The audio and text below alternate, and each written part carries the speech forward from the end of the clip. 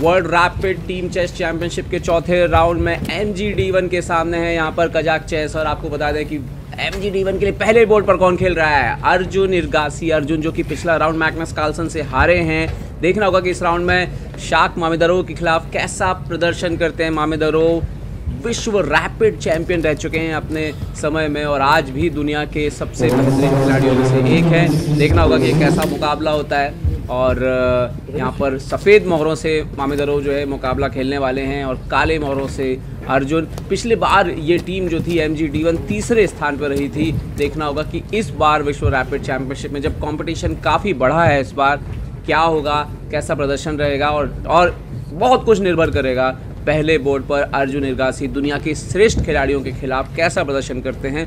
हालांकि ये भी अब कोई दो राय नहीं है कि अर्जुन भी दुनिया के बेहतरीन खिलाड़ियों में से एक हैं, अब दुनिया के नंबर 4 खिलाड़ी हैं। और ऐसे में जब वो मामेदरोव के सामने बैठ रहे हैं, रेटिंग वाइज अगर हम देखें तो अगर कोई फेवरेट है तो वो अर्जुन हैं।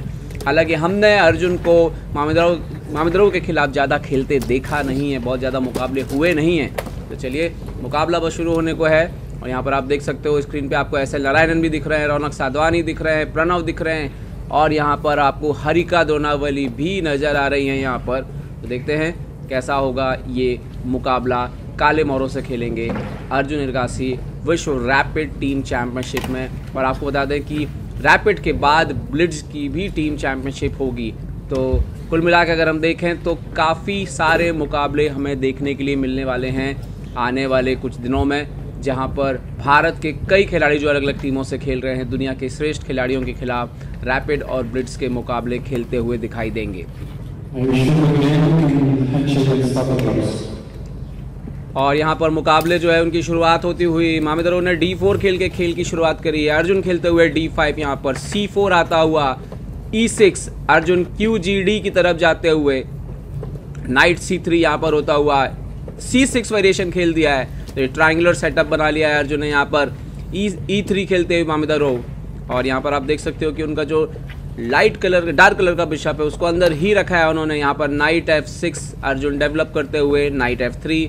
तो दोनों तरीके से तरफ से नॉर्मल डेवलपमेंट यहाँ पर होता हुआ, नाइट BD7 यहाँ पर आते हुए अर्जुन इरगासी। उनका दूसरा नाइट भी जो है वो गेम में आता हुआ। क्वीन C2 खेला है मामेदरोव ने यहाँ पर और अर्जुन खेलते हुए बिशप D6।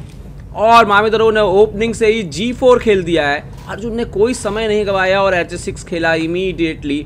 यहाँ पर मामेदरोव जो कि आक्रामक खिलाड़ी रहे हैं, G5 खेलते हुए ओपनिंग से ही यहाँ पर आप देख सकते हैं सिर्फ 8वीं चालू ही है, मोहरे अभी ठीक से निकले नहीं हैं और G4 G5 बोर्ड पर हो चुका है। 1 into G5, night into G5 यहाँ पर बोर्ड पर आता हुआ।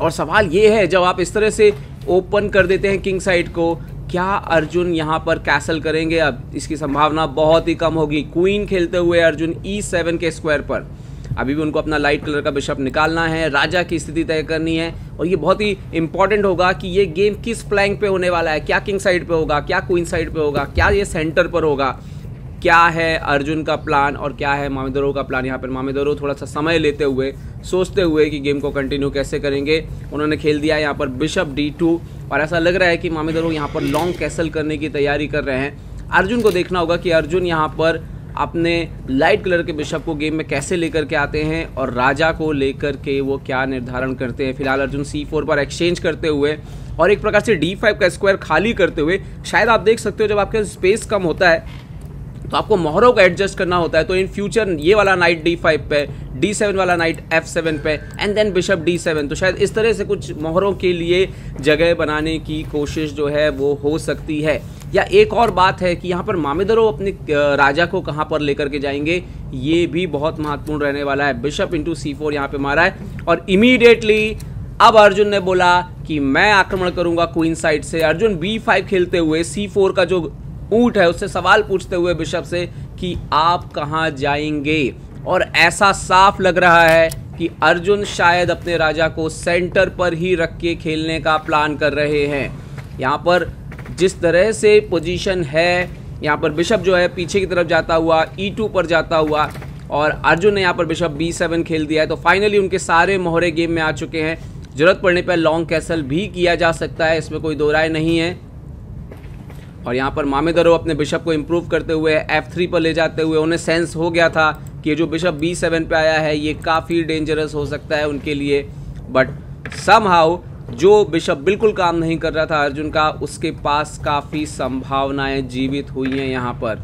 अब देखना ये होगा कि आने वाली चालों में अर्जुन क्या डिसाइड करते हैं। अर्जुन ने रुक C8 खेल दिया है और ये एक तरह से घोषणा है कि देखिए C5 आ रहा है, मेरा राजा है E8 पर आपका कोई भी मोहरा मेरे राजा के आसपास है नहीं, तो उस हिसाब से अगर हम देखें तो मुश्किल में आ सकते हैं। मामेदरोव ने यहाँ पर लॉन्ग कैसल किया है और ये एक तरह से अर्जुन जो चाहते थे वही हुआ है, नाइट D5 पर आता हुए अर्जुन का। और जैसा कि आप देख सकते हो कि अगर C फाइल ओपन होती है, अगर B फाइल ओपन होती है यहाँ पर इन फ्यूचर, तो प्रॉब्लम मामेदरोव के लिए बढ़ सकता है इस पोजीशन में। मामेदरोव अपने नाइट को पीछे लाते हुए E4 पर, जो कि एक कहते हैं ना कि G5 पे जो नाइट है उसका काम जो है वो वहाँ पे कुछ था ही नहीं, उसने कुछ हासिल ही नहीं किया और उसे वापस लौटना पड़ा। हालांकि यहाँ पर ऊँट पर अटैक किया है बिशप पर, बट अर्जुन ने बोला नहीं नहीं नहीं, बिशप नहीं दूंगा अपना, और मैं डबल बिशप अपने पास ही रखूँगा। अब यहाँ पर देखते हैं कि मामेदरोव जो है वो खेल में कंटिन्यू कैसे करेंगे। सबसे पहले मुझे लग रहा है कि जो C फाइल है वो बहुत डेंजरस हो सकती है और मामेदरोव किंग B1 पर हटते हुए। लेकिन यहाँ पर एक बहुत ही महत्वपूर्ण चीज़ है कि आने वाले समय में अर्जुन के पास ये जो अटैक आ रहा है दोनों पॉन से, जो C और B से, फाइनली यहाँ पर जो है ये पॉन आगे बढ़ता हुआ और बहुत ही एक इंटरेस्टिंग पोजीशन जो है वो निकल करके सामने आ रही है। यहाँ पर मामेदरोव के लिए चुनौती है क्योंकि C5 का जो ब्रेक देने की कोशिश कर रहे हैं अर्जुन, ये मामेदरोव के लिए, उनके राजा के लिए मुसीबत बन सकती है। दोस्तों यहाँ पर एक सीखने वाली बात होती है कि आपका राजा वीक तभी है जब उस पर आक्रमण हो सके।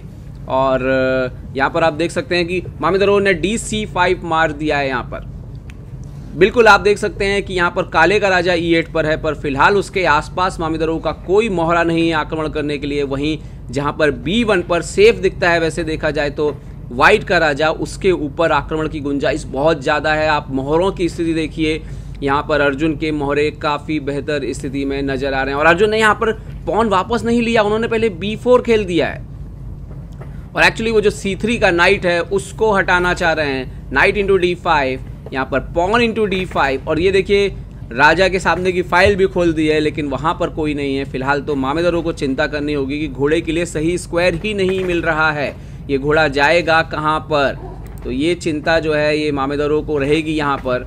और उन्होंने बिशप इंटू B4 मारा है, यहाँ पर बिशप इंटू B4 यहाँ पर जाता हुआ और अर्जुन ने पॉन से जो है वो नाइट को मार दिया। यहाँ पर आप देख सकते हो कि जो पोजीशन है और यहाँ पर आप देखेंगे क्या खेलेंगे आप अगली चाल।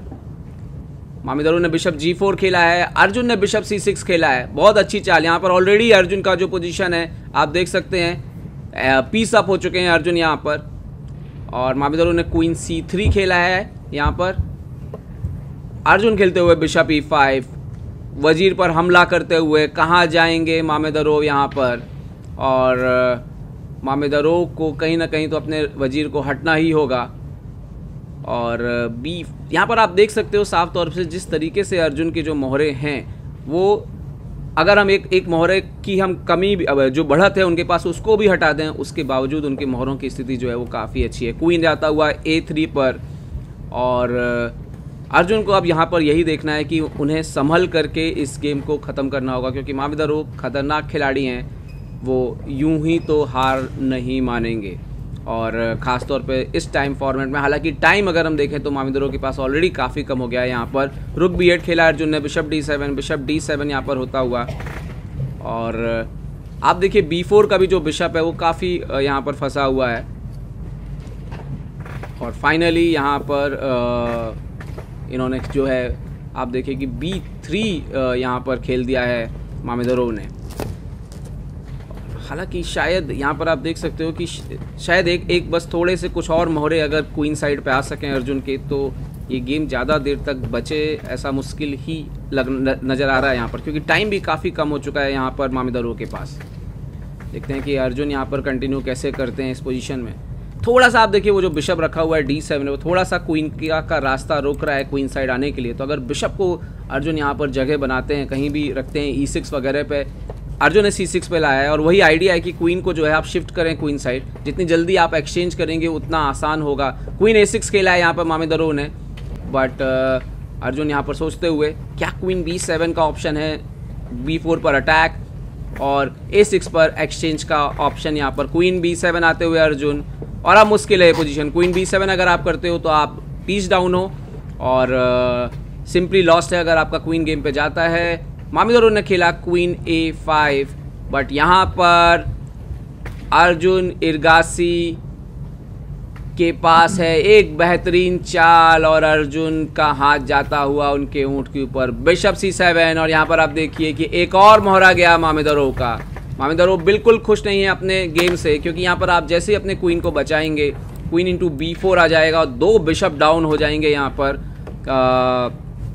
पर ध्यान देना होगा कि क्वीन A4 नहीं आ सकता, क्वीन A3 आना होगा एंड देन क्वीन B4 आएगा और 2 बिशप डाउन हो जाएंगे यहाँ पर मामिदोरो, और ज़्यादा कुछ उनके पास बचेगा नहीं। तो देखिए ये एक नई स्थिति है भारतीय शतरंज की, जहाँ पर मामिदोरो जैसे खिलाड़ियों को अर्जुन जो है वो आसानी से हरा रहे हैं।